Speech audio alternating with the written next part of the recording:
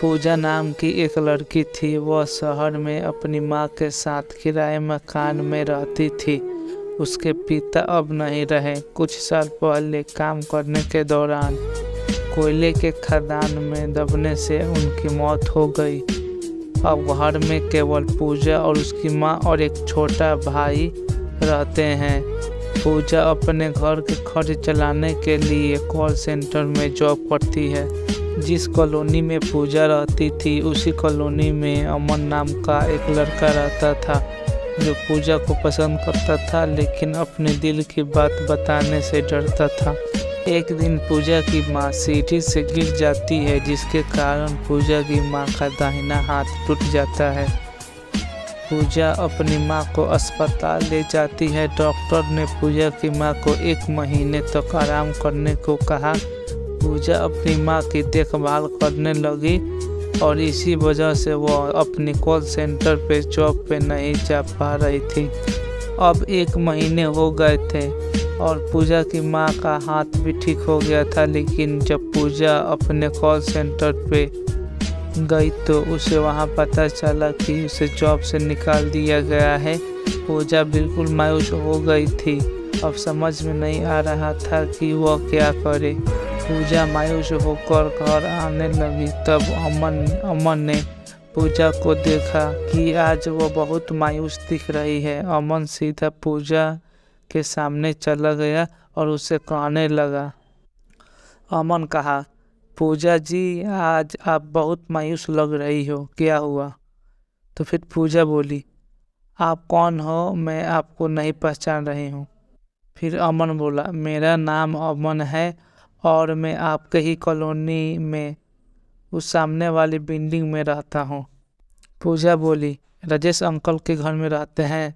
अमन बोला, हाँ, लेकिन आपने बताया नहीं कि आज आप इतना उदास क्यों हो? फिर पूजा बोली, आज मुझे मेरी जॉब से निकाल दिया गया है। अब मैं क्या करूँ, मुझे कुछ समझ नहीं आ रहा है। अमन बोला, आप टेंशन मत लो, मैं कोई ना कोई रास्ता निकाल लूँगा। फिर पूजा बोली, अरे नहीं, मेरी वजह से आप क्यों परेशान हो रहे हो?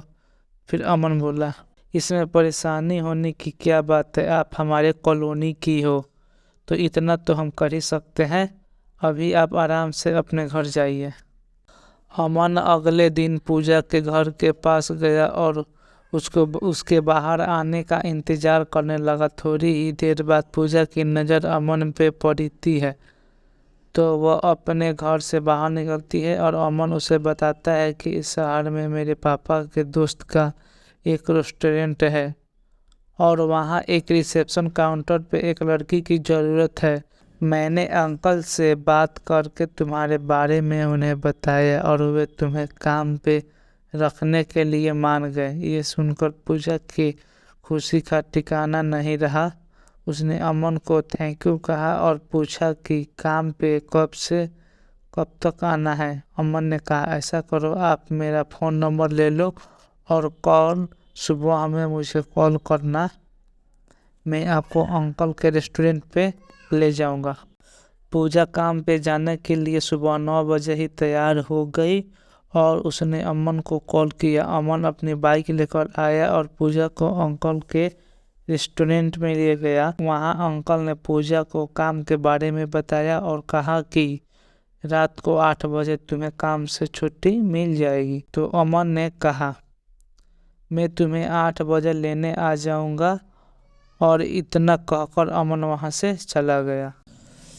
रात के 8 बजते ही अमन रेस्टोरेंट पहुँच गया और पूजा के बाहर आने का इंतज़ार करने लगा। थोड़ी देर में पूजा बाहर आ गई। अमन ने पूजा को बाइक पर बैठाई और उसे घर तक छोड़ दिया। पूजा ने अमन को कहा, मुझे छोड़ने के लिए थैंक यू, लेकिन कल से मैं खुद घर आ जाऊंगी। आपको परेशान होने की कोई ज़रूरत नहीं है। अमन मुस्कुराते हुए वहाँ से अपने घर चला गया। अगले दिन अमन सोचने लगा कि वह पूजा को लेने के लिए रेस्टोरेंट जाए या ना जाए, लेकिन बहुत सोचने के बाद जैसे ही 8 बजता है तो अमन रेस्टोरेंट के पास पहुंच जाता है। पूजा जब रेस्टोरेंट से बाहर आती है तो वे अमन को देखते ही उसके पास चली जाती है और कहती है, आप मेरी वजह से क्यों परेशान हो रहे हो? अमन ने बोल दिया। इसमें परेशान होने वाली क्या बात है? देखो, इतनी रात हो गई है और आपकी जैसी प्यारी लड़की अकेले घर जाएगी तो मुझे अच्छा नहीं लगेगा ना। पूजा मुस्कुराते हुए बाइक पर बैठ गई। अमन अब हर रोज पूजा को लेने के लिए रेस्टोरेंट पहुंच जाता। धीरे धीरे दोनों के बीच नजदीकियां बढ़ने लगी। एक दिन अमन पूजा को अंकल के रेस्टोरेंट से सीधा दूसरे रेस्टोरेंट ले गया। वहां उसने पूजा से बताया कि आज उसका बर्थडे है, तो उसने इस रेस्टोरेंट में एक छोटी सी पार्टी रखी। पूजा ने अमन को उसका बर्थडे विश किया। अमन पार्टी तुरंत खत्म कर पूजा को उसके घर तक छोड़ने के लिए निकल गया। जैसे ही पूजा अपने घर के पास पहुंची तो अमन ने पूजा से कहा, पूजा, मुझे आपसे कुछ कहना है। पूजा बोली, हाँ बोलिए, क्या कहना है? अमन बोला, आप मुझे बहुत अच्छी लगती हो, कि आप मेरी लाइफ पार्टनर बनोगी? पूजा बोली, मैं अब क्या बोलूँ, मुझे तो कुछ समझ नहीं आ रहा। अमन बोला, आपके दिल में मेरे लिए क्या है? पूजा बोली, आप बहुत अच्छे लगते हो। अमन अपने पैकेट से एक गुलाब का फूल निकालता है और पूजा से कहता है, विल यू मैरी मी? पूजा मुस्कुराते हुए गुलाब का फूल लेती है और अपने घर के अंदर चली जाती है। अब दोनों एक दूसरे के साथ बहुत खुश थे। अगले महीने अमन और पूजा की शादी भी थी, लेकिन एक दिन जब अमन पूजा को लेने के लिए घर से निकल रहा था तो अमन का एक्सीडेंट हो गया। एक्सीडेंट के कारण अमन की स्थिति काफ़ी गंभीर हो जाती है। पूजा को जब यह बात पता चलती है तो वह तुरंत अस्पताल के लिए निकल जाती है और वहां पे देखती है कि अमन आईसीयू में भर्ती है। पूजा घर आकर बहुत रोती है। 2 दिन आईसीयू में रहने के बाद अमन का डेथ हो जाता है और अमन के डेथ की खबर जब पूजा को मिलती है तो वो अंदर ही अंदर टूट जाती है। पूजा इन सब की वजह खुद को मानती है।